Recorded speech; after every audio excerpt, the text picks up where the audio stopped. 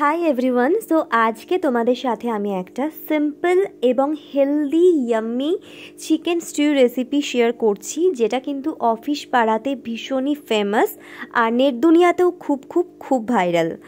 তো খুব সিম্পলভাবে এটাকে তোমরা বানাতে পারবে যদি আমার স্টেপগুলো তোমরা পরপর ফলো করো। আমাকে মা ছোটোবেলা থেকেই এটা বানিয়ে খাওয়াতো, আমি একটু ইম্প্রোভাইজ করে এটাকে এখন বানাচ্ছি, তাই ভাবলাম তোমাদের সাথে এই সুন্দর রেসিপিটা শেয়ার করি। এটা কিন্তু ভাত বা রুটি যে কোনো কিছুর সাথে তোমরা ইজিলি সাইড ডিশ হিসেবে খেতে পারবে। যদি মনে করো তোমরা এটা ডিনারে বা ব্রেকফাস্টে বা লাঞ্চে শুধু খাবে, তাহলেও সেটা কিন্তু খেতে পারবে।